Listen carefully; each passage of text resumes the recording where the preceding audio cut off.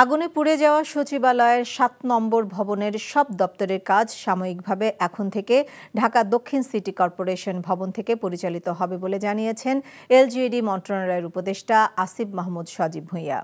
রোববার থেকেই এই সিদ্ধান্ত বাস্তবায়ন শুরু হয়েছে। পুড়ে যাওয়া ওই ভবনের এলজিইডি, ডাক ও টেলিযোগাযোগ সহ ৫টি মন্ত্রণালয়ের দপ্তর ক্ষতিগ্রস্ত হয়। রহস্যজনক ওই আগুনের ঘটনায় গঠিত তদন্ত কমিটিগুলো তাদের তদন্ত কার্যক্রম চালিয়ে যাচ্ছে। তাই আগুনে পুড়ে যাওয়া কোনো আলামত যাতে নষ্ট না হয় সেজন্য তদন্তের স্বার্থে ওই ভবনের সব দপ্তরে দক্ষিণ সিটি কর্পোরেশনে স্থানান্তর করা হচ্ছে। বুধবার দিবাগত রাতে সচিবালয়ে আগুনের ঘটনায় মন্ত্রিপরিষদ বিভাগ থেকে ৮ সদস্যের কমিটি গঠন করা হয়। ৩ দিনের মধ্যে প্রাথমিকভাবে রিপোর্ট প্রদানের কথা ছিল ওই তদন্ত কমিটির। সচিবালয়ে আগুনের ঘটনায় সর্বশেষ পরিস্থিতি জানতে এখন যাচ্ছি সেখানে আছেন আমাদের স্পেশাল করেসপন্ডেন্ট রকুন উদ্দিন।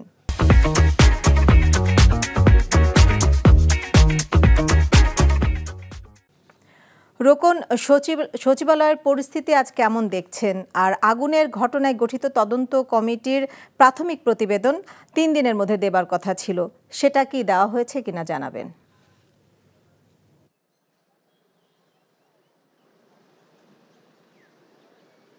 নাজনীন, আসলে সচিবালয়ে আজকে আমি যদি বলি যে শুরু থেকে অর্থাৎ প্রবেশ পথ থেকেই বিশেষ নিরাপত্তা ব্যবস্থা করা হয়েছে। অর্থাৎ সকাল থেকেই কিন্তু ভেতরে কারোই যানবাহন বা গাড়ি কিছুই প্রবেশ করতে দেওয়া হয়নি। শুধুমাত্র উপদেষ্টা এবং সচিব এই দুইজনের গাড়ি প্রবেশ করতে দেওয়া হয়েছে। এছাড়া অন্যান্য যারা কর্মকর্তা আছেন তাদের গাড়িও আজকে সচিবালয়ে প্রবেশ করতে দেওয়া হয়নি।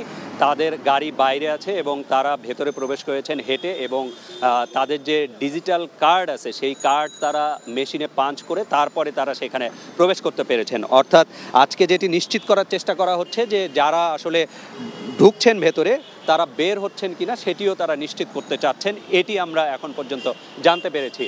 আর আপনি দেখতে পাচ্ছেন এখানে এই যে গেটটি দেখতে পাচ্ছেন, সবাইকে আসলে আজকে এই গেট দিয়ে প্রবেশ করতে হচ্ছে, এবং শুধুমাত্র যারা সচিবালয়ে কাজ করেন অর্থাৎ সরকারি কর্মকর্তা কর্মচারী যারা আছেন তারাই প্রবেশ করতে পারছেন।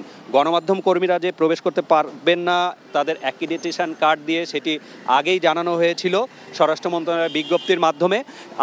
সেই কারণে আজকে তাদেরকে প্রবেশ করতে দেওয়া হয়নি, এবং গণমাধ্যম কর্মীরা আসলে সচিবালয়ের যে মূল প্রবেশ পথ অর্থাৎ ১ নম্বর গেটের সামনে তারা অবস্থান করছেন।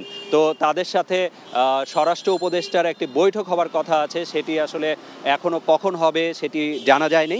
আর আপনাকে একটি বিষয় বলে রাখি যে স্থানীয় সরকার মন্ত্রণালয়ের কার্যক্রম আজকে যেমন ঢাকা দক্ষিণ সিটি কর্পোরেশন অর্থাৎ নগর ভবনে চলছে, একই রকমভাবে সড়ক পরিবহন ও সেতু মন্ত্রণালয়ের কার্যক্রম চলছে রেল ভবনে, যুব ও ক্রীড়া মন্ত্রণালয়ের কার্যক্রম চলছে ক্রীড়া ভবনে, শ্রম মন্ত্রণালয়ের কার্যক্রম চলছে শ্রম ভবনে, এবং ডাক ও টেলিযোগাযোগ ভবনের কার্যক্রম চলছে আগারগাঁয়ের ডাক ভবনে।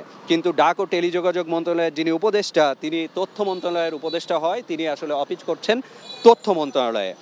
আর আরেকটি বিষয় আপনাকে জানিয়ে রাখি যে ক্ষতিগ্রস্ত যে ৭ নম্বর ভবন সেই ভবনে এখনও বিদ্যুৎ সংযোগ দেওয়া হয়নি, আসলে সেটি দেওয়ার মতো অবস্থাও নাই।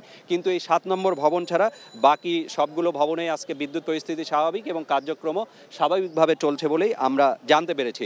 আর আপনি যেটি জানতে চেয়েছিলেন প্রাথমিক তদন্তের বিষয়, প্রাথমিক তদন্তের যে রিপোর্ট দেবার কথা উচ্চ পর্যায়ের কমিটির, সেটি ৩ দিনের মধ্যে আসলে সেখানে উল্লেখ আছে ৩০ তারিখে তারা দিবেন, অর্থাৎ আগামীকাল তাদের প্রতিবেদন তারা প্রাথমিক প্রতিবেদন দিবেন। আর তারপরে 10 দিনের মধ্যে তাদের প্রতিবেদন দেবার কথা। এছাড়া আরও অনেক কমিটি কিন্তু গঠিত হয়েছে বিভিন্ন মন্ত্রণালয়ের পক্ষ থেকে। তো সেই মন্ত্রণালয়ের পক্ষ থেকে যে কমিটিগুলো গঠিত হয়েছে তারাও আসলে 7 কার্যদিবসের মধ্যে তদন্ত প্রতিবেদন দেবার কথা। সব কিছু মিলিয়ে আজকে আসলে সচিবালয়ের পরিস্থিতি যদি বলি যে সচিবালয়ের ভেতরে খুব স্বাভাবিকভাবেই ওই লোক সমাগমও যেমন কম, তেমনই এক ধরনের নিরাপত্তার বলয় চারদিকে রাখা হয়েছে। আর আরেকটি জিনিস হচ্ছে যে আইন শৃঙ্খলা রক্ষাকারী বাহিনীর গাড়িও কিন্তু আমরা ভেতরে প্রবেশ করতে দেখেছি, এবং আইন শৃঙ্খলা বাহিনীর সদস্যরা কিন্তু প্রতিদিন যেমন থাকেন তার চেয়ে বেশি উপস্থিতি আমরা লক্ষ্য করছি। নাজনীন, জানছিলাম সচিবালয়ের খবর।